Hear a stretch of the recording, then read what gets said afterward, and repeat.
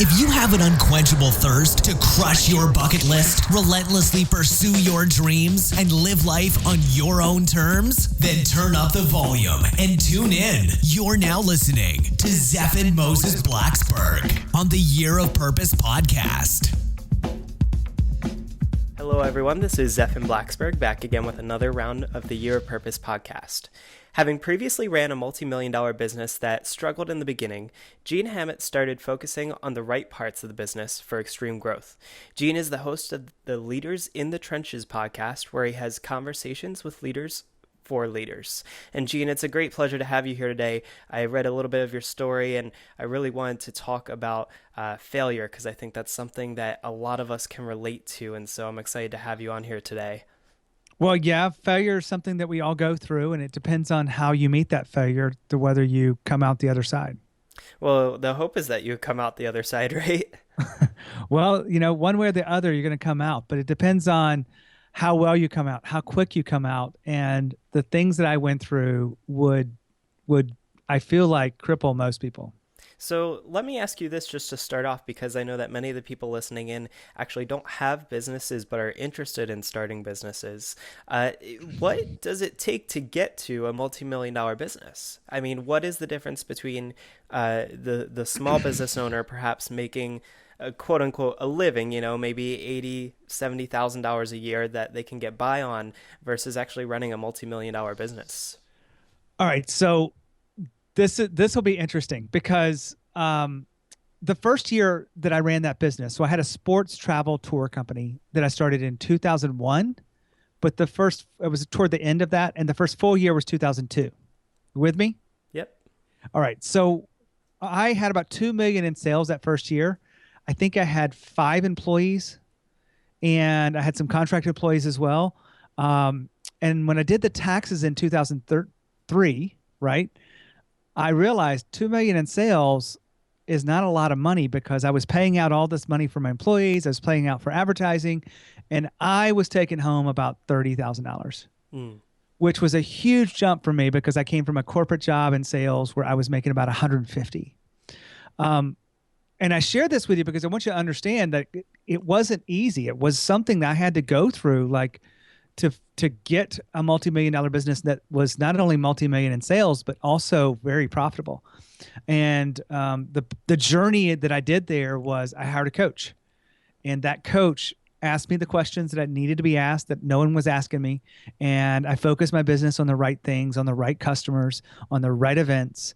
And I got rid of a lot of the things that were costing me money and costing me headaches. And from that's when I actually felt like I had made it my business. And it took me about 4.5 years to get to that point.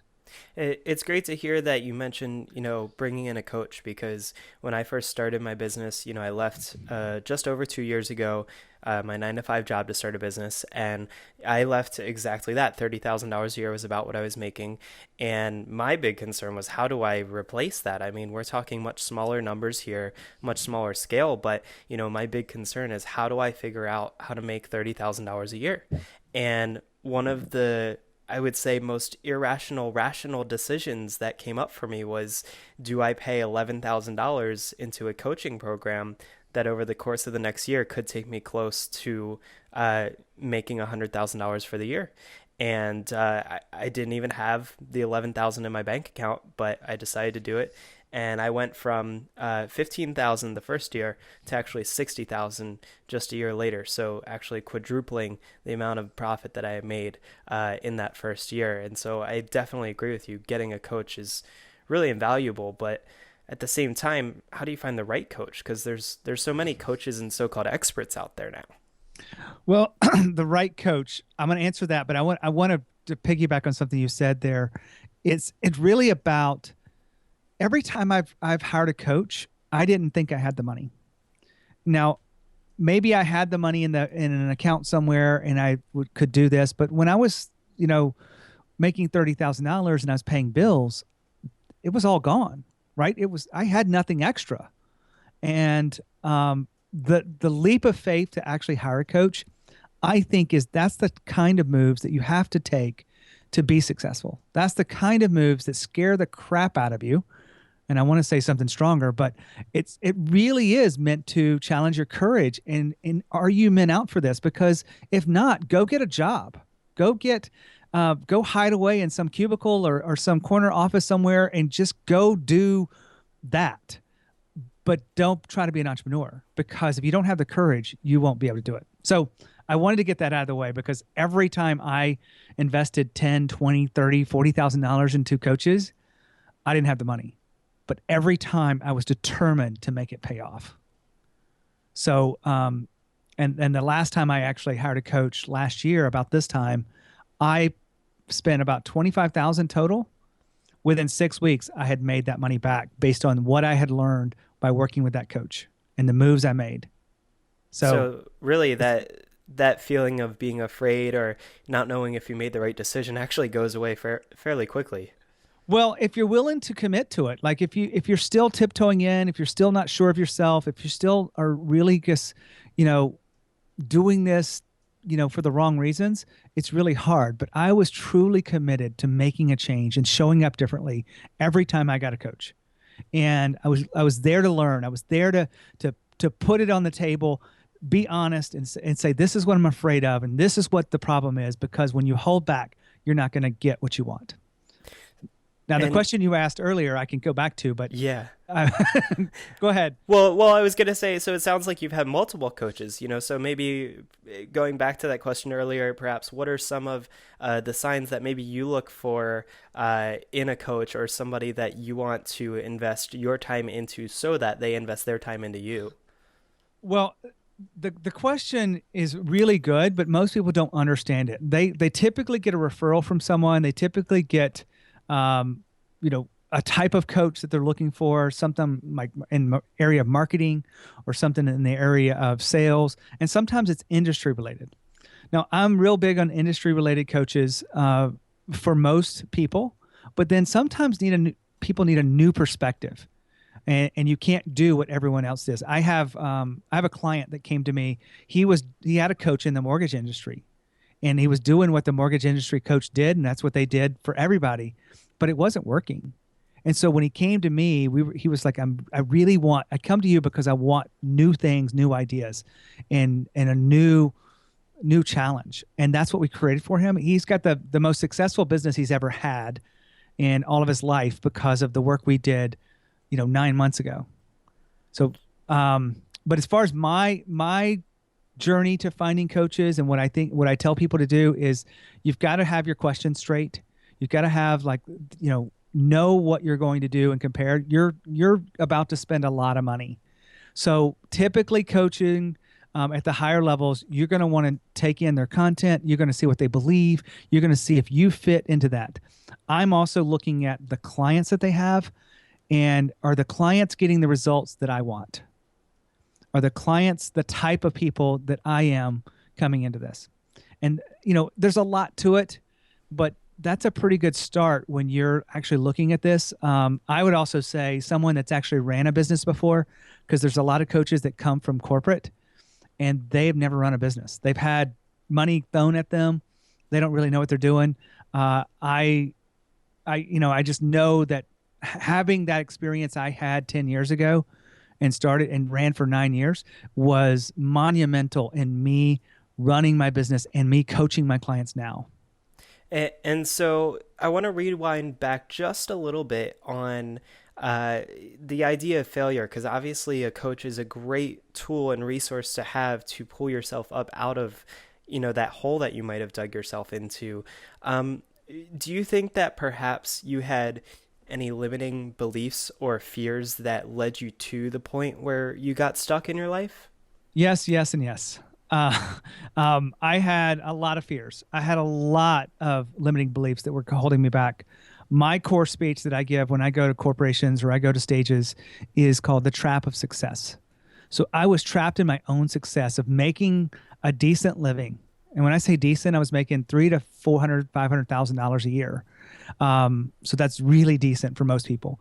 But I was trapped in that. I did not want to venture out, even though I was unhappy. My wife came to me and said, how long are you going to do this? Because we both hate what you're doing. And we did both hate what I was doing, but It was paying the bills. It was putting money into the retirement accounts. It was putting money into the savings, and it was allowing us that lifestyle. And I was trapped. And so my fear wouldn't let me let go of that until something happened one day where I didn't have a choice and I had to let go of everything to really create a life on purpose. And so it's interesting that you bring up having to let go of everything, because I found that some of the biggest transformations, both in my personal life and in my business life, have been when you just kind of have to throw caution to the wind and say, this is what I'm going to do, and stick with it. And so that's definitely been kind of words of wisdom that ring true for me, just throughout the last 2 years. I mean, obviously, I haven't gone through multiple coaches or spent $25,000 on a single coach, but I definitely foresee myself doing that in the future.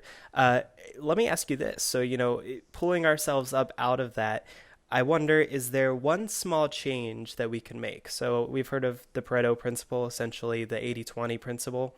Is there one small, almost 20% principle change that we can make in our businesses or in our lives that you think would have the biggest impact on getting us unstuck? I'm going to say this. I'm looking something up because I want to give you kind of a resource that goes with this. It's really about your own thinking.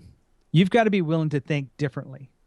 And I've just noticed that over and over and over, when I wanted success, it was because of what I was thinking. It wasn't about what I was doing.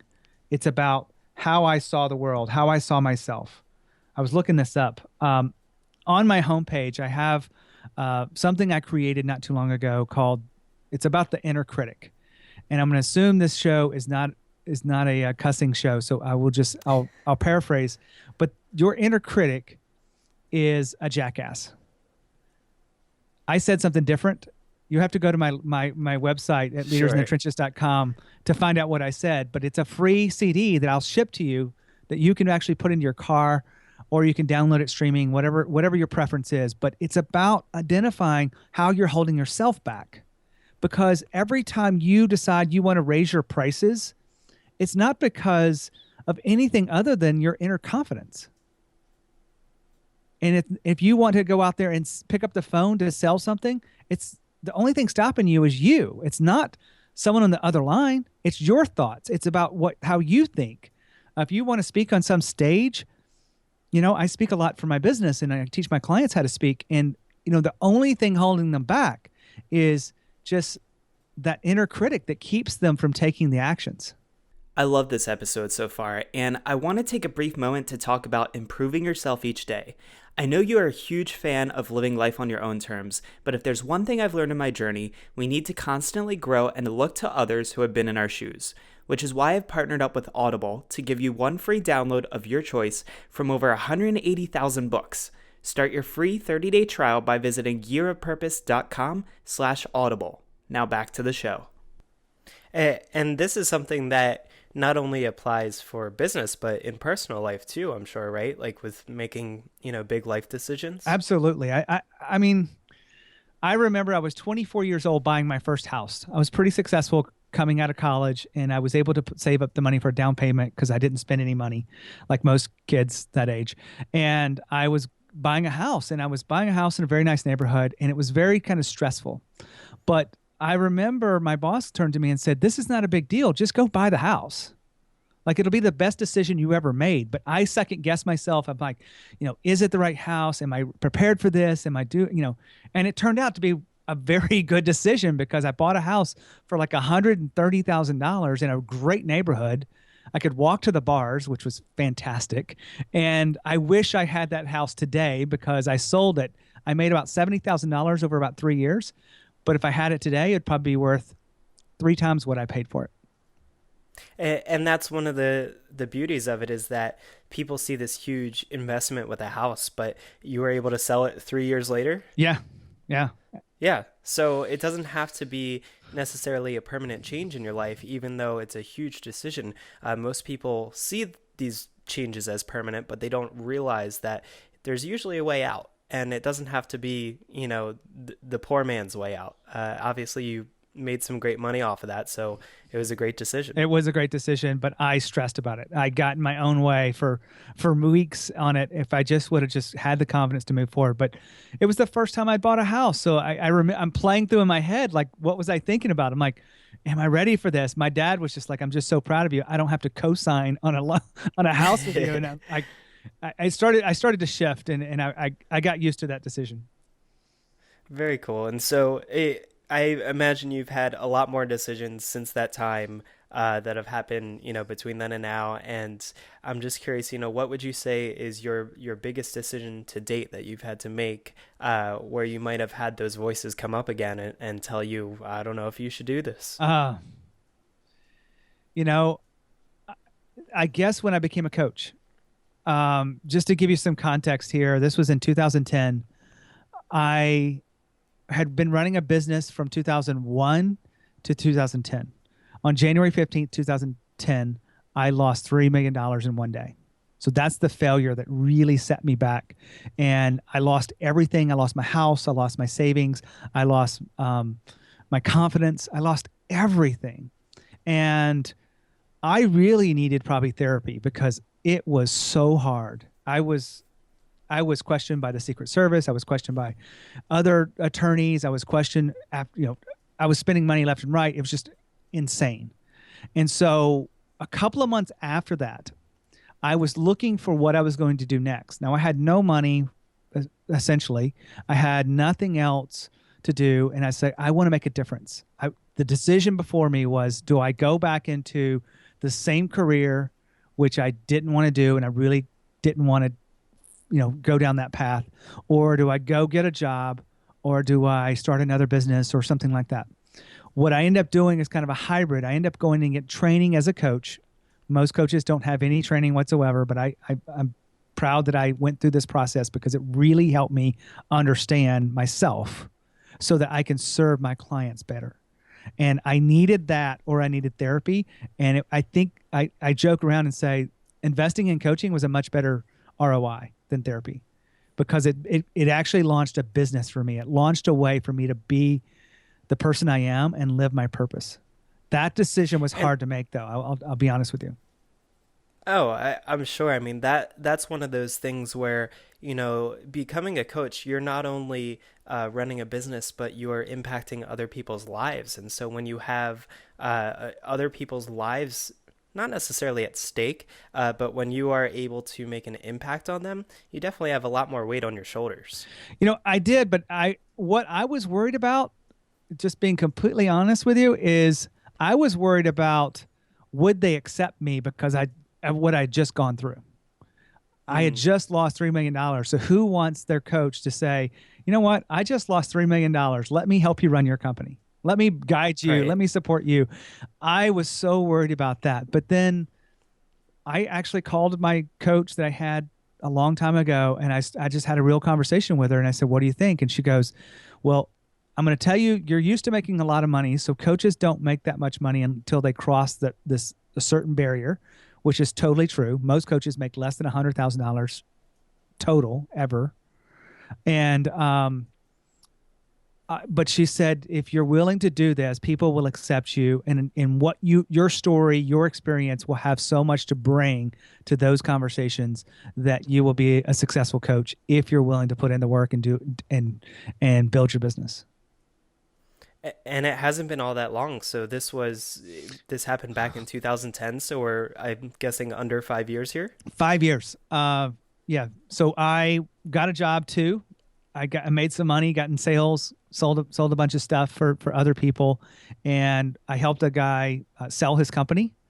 And it's not like I cashed out big on that at all. It's just like, it was just the confidence I needed to, help him get some key accounts, help him get some new cash flow, and really just help really clarify that business. And I'm glad I did that. And then I went out on my own about 3 years ago. And since then, I've been tracking really well with my own business, because I also think about the most important thing is not my income, but it's about the impact I'm making for my clients. And so that's what I focus on. Yeah, and that's something that I've been finding as well is that you get way more passionate about it too when you realize that you're making a difference in other people's lives and not just your own. It's one thing to become an entrepreneur and run this business and, oh, great, you've got all this freedom, you can vacation when you want, you can afford everything that you want. But, it's a totally different ballgame when you have, for, just as an example, I had someone email me from as far away as Sweden just about a week ago. And so to know that there is someone on the other side of the planet whose life I might be impacting, it's just extremely rewarding. And I think that it keeps you more motivated, throughout the whole process. Absolutely. And, I've got clients, not in Sweden, but really all across the US, all across North America, that are sending me very detailed explanations of where they were before working with me, which I kind of knew, but some of the stuff I didn't know, and then where they are now. And it's just fantastic. I mean, it really does boost my day when I get those emails from clients thanking me for the work that we did. And here's the thing about it. I do a lot of work in the areas of sales and marketing and helping people get speaking gigs and things like that. But what they thank me for is the person that they've become because of working with me. They thank me because they now have a level of confidence. They thank me that they now can figure out some of these things on their own. And that's what real coaching is about. A lot of coaches will tell you what to do.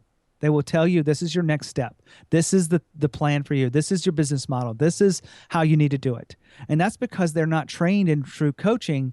They're just accepting some title, and they're just, really what they're doing is consulting you. They're looking at your business and they're telling you how to run it. And the problem with that is most people are not transforming. And so they become very dependent on the decisions from that coach. And I think that's really doing people a disservice. And I think you're absolutely right with that, is that, and they probably get stuck in their own ways too, I feel like. Absolutely. Because, they're used to, oh, I don't know the answer to this. Well, I'll just go to so-and-so just like I always do.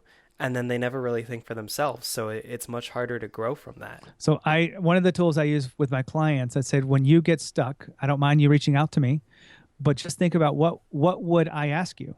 What would be the question? You're used to doing this.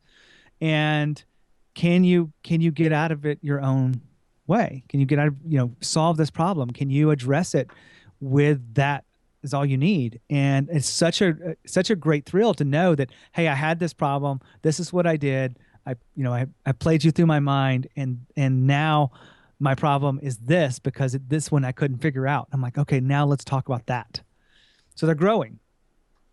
And that's exactly what you want to see in the world is seeing people growing on their own. I'm just curious to hear, how did you get started with the Leaders in the Trenches podcast? Just where did the idea come from, and where has it taken you since then? Well, it came about a year and a half ago. I was talking to my wife about what it's like to grow a business, what it's like to run a business. Like not the starting part. The starting's so much fun. There's a lot of hype and excitement around a new idea, and there's new business models and a lot of stuff to be done. But what happens when all of that excitement dies down and you actually get in there and start working it? You get in there and start making the phone calls and sending out emails and creating videos and creating podcasts, whatever it may be, and it doesn't go your way. And we talked about this for a while, and she's like, I need to support that segment of the market that is completely covered up with all the things they need to do, and they can't get it all done. They can't get traction. They can't move forward, but they're working really hard. They're trying to learn so much, and they're not making it. And I was having a conversation with a client, and I said, I want to work with business owners, like, the leaders of their companies. And I said something else like they're in the trenches. And he goes, oh, leaders in the trenches. And I'm like, oh, that's pretty good.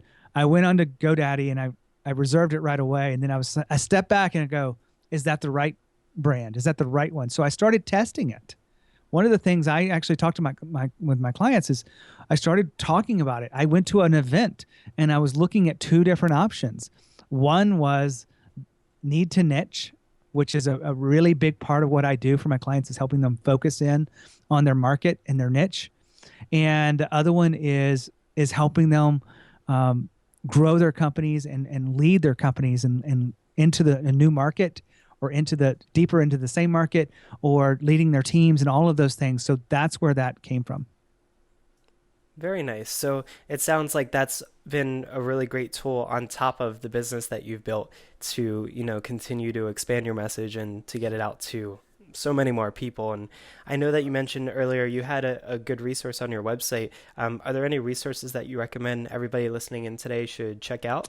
There's the inner critic one, which I'll leave the name, but then there's also on my website, I've got free stuff. So leadersinthetrenches.com/free stuff.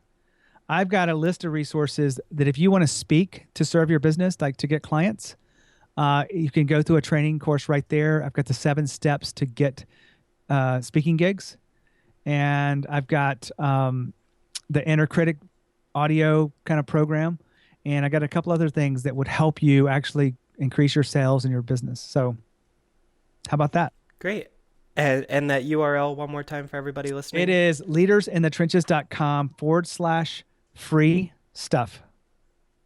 Perfect. And I think that, the best takeaway I've had from today is really that the life decisions we make are not permanent. That there really is flexibility in our lives. You can go from working a corporate job to running and building a business that, at one point was a failure and then was brought back up to greatness over years and years time and working in it. And I really appreciate you sharing a little bit of your story. And I congratulate you, on the last 5 years after coming back from, such a great, I would say it's a great experience because it's brought you to where you are now. And so, thank you so much for spending some time with me and sharing your story. Absolutely. It really was a gift because as hard as it was for me to go through that, my life, I'm happier now. I'm more content. I'm making an impact. I'm living with purpose. It's not just about me putting money in my bank. And some people may not understand that because they just want to get paid, but it really is so much better to be where I am now than where I was. And if you could round this all off in one sentence, what is the journey for purpose in life? Like, what should we be doing with our lives? What should we be doing with our lives? I mean, I think we should have the courage to truly live our purpose. Like, go and figure out exactly who you are, because most people are so unaware of how they see the world. They're so closed in some box. They won't limit themselves. I have clients all the time. I help a lot of people get speaking gigs. So they will come to me and they literally will get so wrapped up about, well, I can't speak for free. Or some people go, well, I can't speak at all. I can't speak here. I can't speak there.